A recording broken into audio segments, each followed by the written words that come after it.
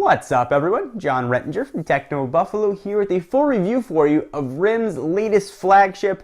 This is the Bold 9900. Let's go ahead and see if it's the Canadian company savior.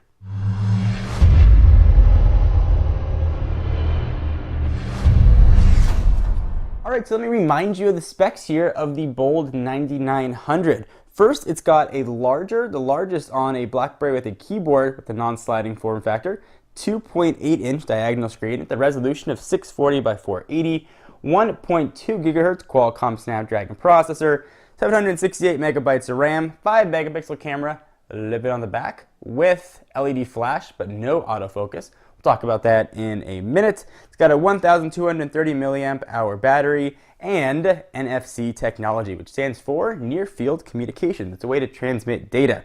Alright, so as with all my phone reviews, I always start by talking about how the thing does as a phone. No matter what it can do for email or browser or pictures, if it doesn't make good phone calls, not much use to you. This thing makes absolutely tremendous phone calls and probably has one of the strongest antennas out of any AT&T phone I've tested. Generally, I'm pretty blanketed in HSPA Plus where I am in Southern California.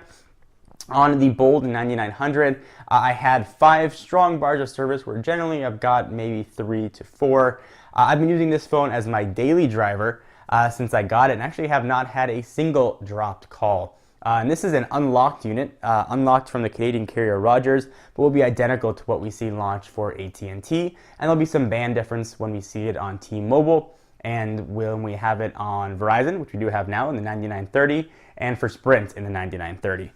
So antenna-wise, this thing is absolutely outstanding. The speaker quality is very loud. On previous Blackberries, I was using the 9780. I had the speaker up at 100. Here, when I had it up at 100, I was almost deaf. I had to turn it down to just about 80. So speaker quality is very loud. Everything on this phone that has to do with phone calls is absolutely outstanding. All right, let's go ahead and talk about this big old keyboard here, which is gigantic and the biggest keyboard that RIM has ever used. And I gotta say, my previous favorite keyboard was surprisingly HTC Status before. This guy takes the crown. The keyboard on this phone is absolutely wonderful here. I can go ahead and type things really fast. It just works very well. This is one of those keyboards that you need to try in your hands first to see what it feels like. There's a lot of tactile response. Everything you loved about the original Bold feel of the 9000 is here, just in a bigger form factor. If you type a lot of emails, text messages, or IMs, this keyboard cannot be beat. It is hands down the best thing I have ever typed on. In fact, I look forward to replying to emails now and text because it means I get to use this keyboard. That translates to fewer mistakes and quicker, actually much quicker typing. The keyboard is outstanding. I can't say enough for how good this keyboard actually is. RIM completely nailed it. All right, let's go ahead and talk about speed. I was using a 9780 before this, and that thing was not a speed demon. I can't tell you how many times I'd see the little hourglass or that little sort of black box with the ticker going around it. I used to see that all the time when I was installing an application. It would pretty much lock the Blackberry. Not a problem here at all. Speed, this thing is really fast. RIM's included graphics acceleration, which they're calling liquid graphics, which makes for just a very fast browsing experience. Everything just works.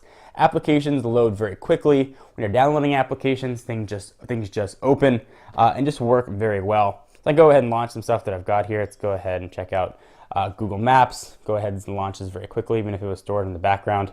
And stuff that wasn't stored just launches very, very fast. So go ahead and launch this for the first time, actually. Flickster with Rotten Tomatoes. And there it goes, up and running. And you can actually use the phone now when you're downloading an application, which is even better. But that's not the only kind of speed that you guys want to see. Let's check out some of the browser speed. So go ahead and take a look here. Here's the mobile version of ESPN. On a Blackberry of this form factor, check this out. Boom, pinch to zoom. And pretty fast pinch to zoom, I might say as well. Scrolling is very, very smooth here. On the back end in OS 7, there's some JavaScript improvement and some better rendering of HTML stuff. But all that translates to is a really surprisingly pleasant browsing experience. It just works very, very well. Something I've really enjoyed using. Let's go ahead and check out one of the sites that I've been looking at quite a bit in regards to this phone. Let's go ahead and check out Crackberry. Crackberry.com. There we go. And let's see what a website looks like. I've turned off the mobile network here, HSPA+, because I'm using this as my phone, and I didn't want the phone to ring as I was using it. So it loads, very quickly. I've been really surprised with what RIM has done with this browser. You actually have a browser that you can use as opposed to what we had with previous BlackBerry phones. This is a very competitive browsing experience to what we see on Android, iOS, and WebOS. I know that sounds very weird to hear, and it sounds even weirder to say, but you've got a full functioning browser here, which is surprisingly nice. RIM, you can tell, did quite a job trying to get this thing to work. So hats off to them. Let's talk a bit about the design, because this is sort of a new design here. You've got a brushed aluminum band all the way across the device. On the bottom here, where there's some inductive charging ports, this is actually plastic. So they don't have sort of an antenna gate issue. All the antennas here live at the bottom, so you don't have to worry about them being surrounded by the metal. Well, you'd never be able to tell it's plastic. Actually, I had to really give it a good feel to tell. That aluminum goes all the way around. On the top of the device, where we used to have the mute and lock button, you now just have a lock button, which can be a bit hard to press. You really got to get in there and get it. And the mute button now lives in between the volume controls. Now, I shouldn't be complaining too much. One of the knocks I had on the original design was that I'd push the unlock button too easily. So now it's a little bit harder to push. You got to be careful what you wish for. I will say, though, that having the mute button in the middle is a bit confusing sometimes when I'm trying to adjust the volume. I figure top and bottom is what I use, and I end up doing volume up and mute. Something to keep in mind. It is a very nice looking phone. It's definitely a little bit wider than previous generation Blackberries, but not too bad. If I bring in, for example, the 9780, the phone it replaced, you can really see the thickness difference there. So it's not the necessarily the smallest phones, but it's definitely one of the thinnest. Go ahead and see that right there. If we bring in something like, let's say, an iPhone 4 for a thinness comparison, you can see how thin this device really is. But that thinness did come with some compromises here. They did remove on the back the autofocus camera with thinness in mind. At least that's what RIM said. They removed it so they could keep the device with this form factor. So no autofocus camera here, guys. The back, it looks like carbon fiber. It's actually woven glass. You've got some sort of soft touch band all the way around it. NFC antenna actually lives right behind this door. Kind of interesting. Go ahead and exit out of here. Go ahead and exit out of my Twitter application. All right, let's go ahead and talk about some OS 7 business, since this is running BlackBerry's OS 7. You've got a few things here. You've got, go ahead and tap that. You've got voice search, which is great, but I can't see a reason to possibly want to use voice search. We've got this ridiculously awesome keyboard. In fact, I've never even used voice search on here at all. In fact, let's try using voice search for the first time. I'll try searching for Techno Buffalo. So go ahead and hit it.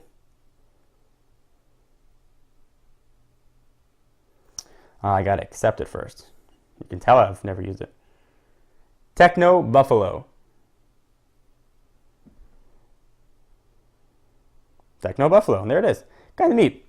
So it works. I would never use it because the keyboard's awesome and a pleasure to type on, but it is there. One thing that's kind of weird is that the default search here is actually Bing. So let me try typing a search term.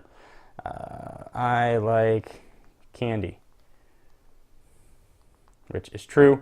I do, and boom, Bing is the default search engine on here. I actually had to download a Google search application so I could go ahead and hit that. Kind of odd, but you can definitely get yourself around it.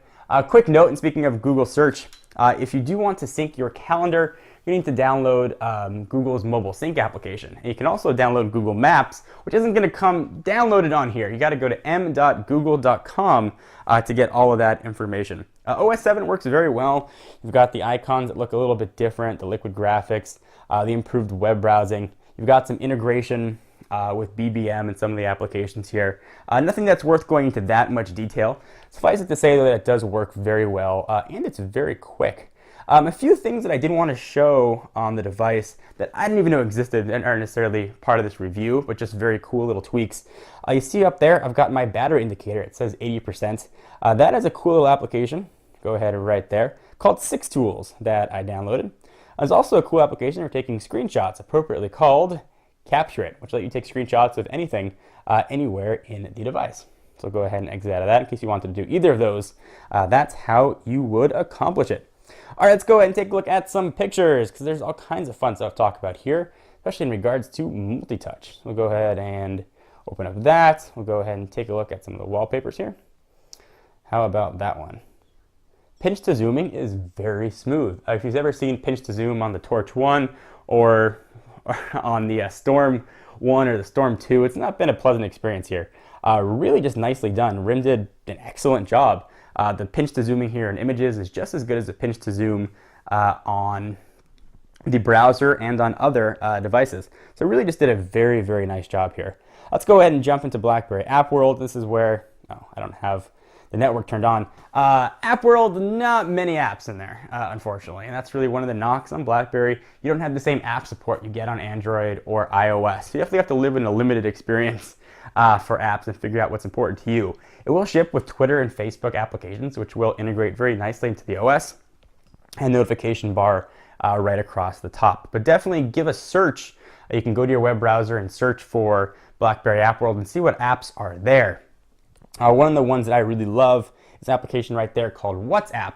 It's sort of a BBM-esque replacement. It lets you essentially text message folks across platforms, across the country, without having to use really any data-intensive stuff or your text messaging plans. So I have friends in Canada where it would cost money to text message, or friends abroad.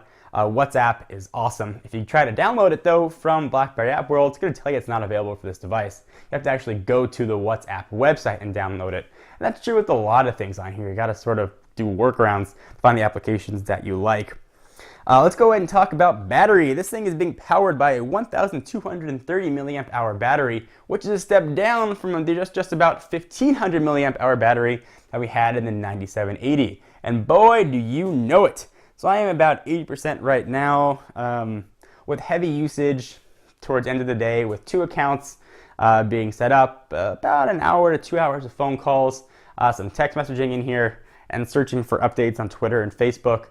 I am generally down to about 10% come the end of the day around midnight. So I wish we had a bigger battery. I would have maybe gone for a tad thicker device so I could get through a full day. You're going to look for an external battery or have a cord close by if you're going to want to use this device. That is a really solid knock on it here.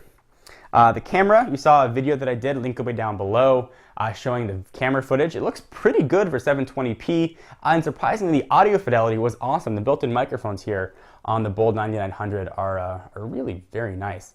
So this is a test of the Blackberry Bold 9900, and presumably the same thing as the 9930 as well, the CDMA variant coming out soon. John Rettinger from Techno Buffalo. I'll see you in the next video. Overall, I've been thrilled with the Bold 9900. From a build quality standpoint to a usability standpoint, it's a phone that I like to use. It's a phone that I actually enjoy using. And if that's any testament, this is the phone that's going to live in my pocket. Not this phone, and not any phone running this operating system, which is Android. This is what I'm going to be carrying with me. I know people say, oh, RIM's dead, why use RIM? Blackberry forever, or iPhone forever, or Android's the way to go. A phone OS, at least for me, isn't representative of my personality or who I am. I use what's best for me at the time. I don't have any knock on iOS, and I don't have any knock on Android.